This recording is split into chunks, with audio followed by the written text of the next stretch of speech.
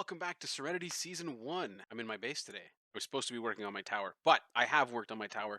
I have an update for that. First, I noticed there's a bit of a problem with my kelp farm. A couple of weeks back, Carrot came by to help me figure out what was going on with my farm, and he did a good job of diagnosing the issue. I fell in a hole. If you take a look at the back here, you can sort of see it. The kelp in the back is not growing above 2 blocks high. When I had this problem before, I built a timer.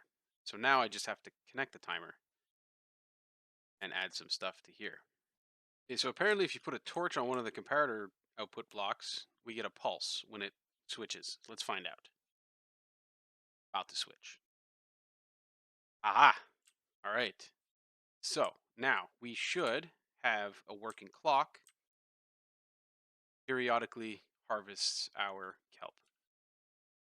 That's how we're going to do it for now until I figure out exactly what's going on with that corner. It's very strange. I'm not sure if the clock is long enough, but I guess we'll find out over time. Hopefully I'll get a little more output from this farm than I have been getting. All right, good. So now that that's out of the way, let's go see the tower and look at what I've been doing. All right, as we can see, there are dispensers in place. We're just going to grab some stone as an example. How this works. Some in each dispenser. Good. Now, if we go down into the guts of this thing, I fell down in here so many times while working on this. Basically, this is the on-off switch. It has to go all the way up to the spectator area where someone can turn it on. At the moment, the dispensers will need to be refilled manually because there's not really a good way to feed them. But that's okay. So we just go in between matches and we just have to bring enough potions and fill them up. It's not a big deal. We turn it on and then quickly escape out of here. Back up to the fighting arena. We can observe some action. There's already one popped out, one popped out.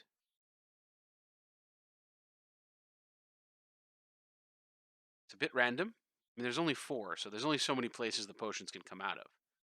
Just imagine each one of these stone blocks is some kind of splash potion or lingering potion or something of that sort. Is this one not working? Should work. Just hasn't been triggered.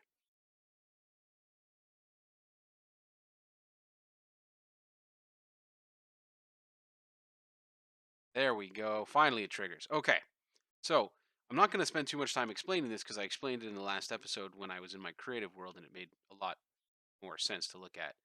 Basically, all these red lines of concrete are the final output to the dispensers, and everything else is pretty much the same as it was in my creative world.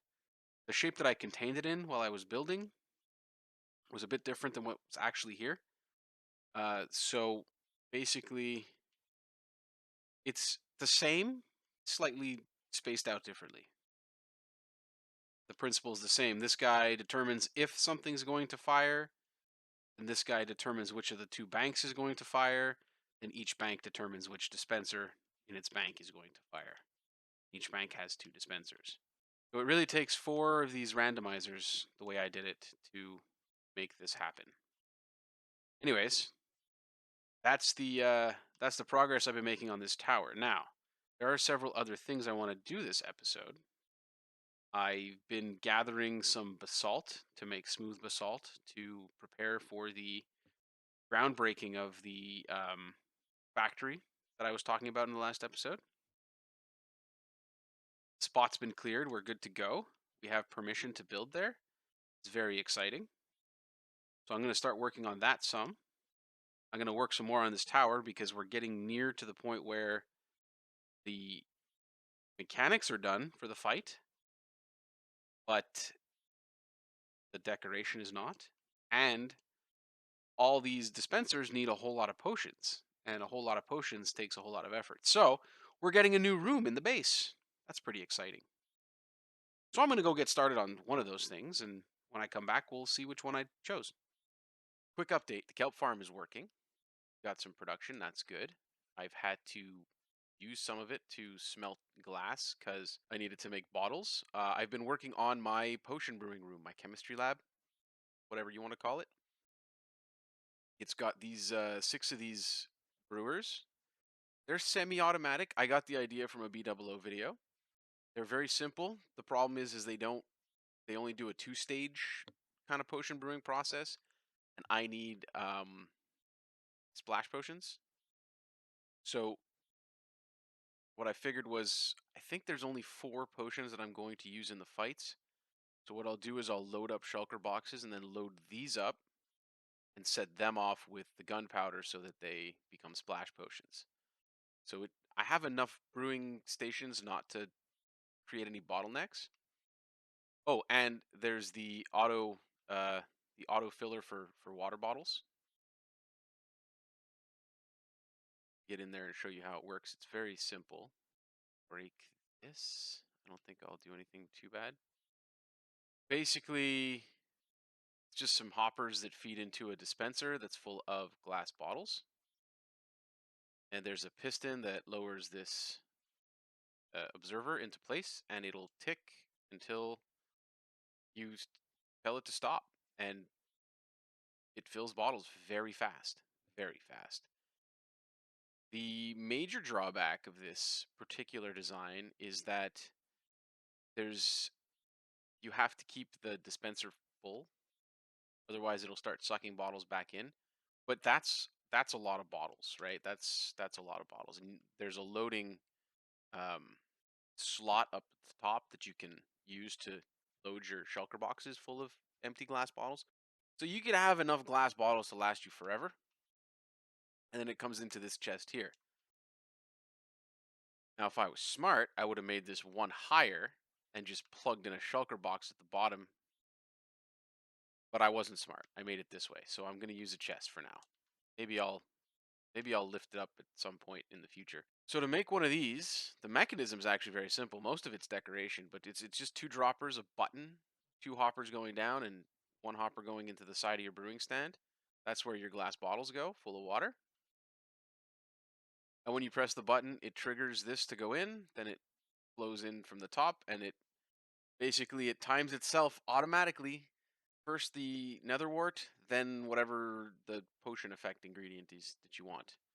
So now, with this came some infrastructure problems because I don't have nether wart.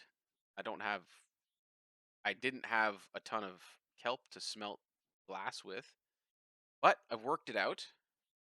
Uh, I guess I took away the shulker boxes, but I have enough sand, I have enough glass. I let Laszlo out because I created a sub basement here where the nether wart's going to grow. Now, it's not finished. It's not finished, but you can see the shape of the rooms here. Just waiting for this crop to grow so I can plant that patch there. And I'm going to finish up the walls. There's going to be a few other things down here. I have some ideas of what to put, but basically I ran into a bit of a problem above. Either I was coming too close to the water outside because it's an island that we're digging under. So I was coming too close to the perimeter of the island, and I was hitting water every now and then. And I thought that would be not a great way to build. You'd have like weird pieces sticking out of your island underwater, and I didn't think that looked great. Um, the other problem is that the ceiling heights on that level above, I didn't calculate very well, and essentially, if I dig in the wrong spot, I ruin something above, which is where my living quarters are, and I kind of painted myself into a corner with that because everywhere I try to dig, it just ends up being something above that falls down, like some gravity block that makes up a floor above, or you can't put lighting in because you don't have enough height to get the extra light in. So I thought making a second level of utility would be a good idea, a good way to get around that problem. So we can extend that way, we can extend this way, we can extend that way, and if we go this way, you may remember, is the spider spawner farm, which I plan to build a connection to anyway. So it works out well here. For now, that's taken up a lot of my time. I'm going to keep building this room while my crop of netherwort grows. And I'm going to finish up these hallways because they need to be finished. And I'll come back with more updates. So the basement hallways are pretty much laid out the way they're going to be. It's basically a carbon copy of what's upstairs. This way over here is where I wanted to set up my access for the spider farm. It's just down that way. Netherwort room is here, obviously. See in a second. And over here, I think I'm going to put some sort of deep storage. I'm starting to accumulate a lot of stone and a few other items that are starting to get quite cumbersome for the small storage room I have upstairs. So I think I'm going to do some sort of long-term bulk storage in here. Just because the hallways are sort of terminated doesn't mean that's where it's going to end. I still want to do a couple of other things like a dye farm. I think I need to set up a sugarcane farm somewhere down here so that I can get sugar for the potions that I need. I might need to make, what do you call it, awkward potions there where it inverts the effect of the ingredient. Anyways, the netherwort room looks like this. I tried to keep it as low lighting as possible because in my head canon, netherwort grows in the dark, and so we'd want to simulate a similar sort of environment in here. That's what it looks like so far. Next up, I said I was going to break ground on the factory project. So that's what I'm going to do. I'm going to go gather my smooth basalt, all 3 stacks of it, whatever I have. I think it's in here. It's good I know where my stuff is, eh? Yeah. I'm going to find my smooth basalt, and then I'm going to go break ground on the factory. Not sure we're going to get the exterior done in this episode. Probably going to be a very large building. I was looking up how to make auto crafters, and the kinds you need for redstone components can be quite large. So the building itself is going to have to be big, maybe a multi-story sort of production floor. So let me get that started, and I'll come back and show you what it might look like. I was testing the brewing machines, and if you're running 4 at the same time, it's very fast because you're getting 12 potions at once, which is almost half a barrel. So in about 2 minutes, I filled this barrel, and I filled this shulker box. Now, these are just straight regular poison potions. I do have to run them through the other machines to set up the splashing and to set up. I think maybe lingering. It depends. Lingering has a very quick effect, so it might be more appropriate for the combat arena. I'm not 100% sure what I want to do there. Splash potion might just work because it might just like it does damage, but it can't kill you. So that might be a useful feature also to take advantage of. But speaking of the arena, I was over there and I started laying out the lobby area. Let's go take a look at that. So I haven't really done any decorating, but I did sort of get the layout going. I sectioned off the front where the spectators can go up to the spectator area, and I have a little access here right now. It's probably going to stay there for the fighters to come save their spawn, and this will take them directly to the fighting arena. What I was thinking is a concession stand over here, maybe something else over here, maybe a second concession stand, and the fighters will have an entrance there in the middle. I was also looking at these sort of arches, but the pathways are a little too narrow to round them out, so I might explore a different idea. And of course, I have to do the floor. That's definitely important. We can't have people walking around on podzol and grass. This is, after all, a fighting arena. So we're getting pretty close to finishing up this build, which means we're getting pretty close to needing all the potions ready to fight.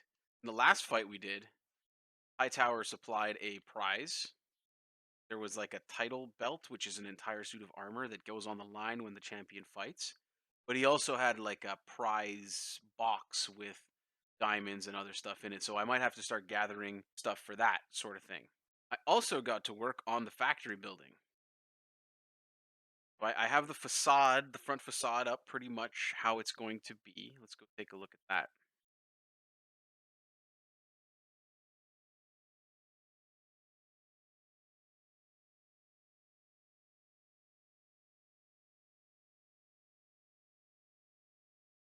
From a distance, it looks like this. Entrance is going to be right where I'm looking at this point here. This is going to have a garage door that probably won't open there for show. And inside, I'm thinking the floor is just going to be smooth stone. That's probably the easiest. I have this sort of thing going on for the rest of the building, for the sides and the back. They don't need to be as elaborate as the front. So that's what I have. Missing some glass. And I'm going to keep working on this one. because I'm really excited to get using the auto crafters. If you enjoyed this episode, consider hitting the like button, subscribing, and thanks for watching.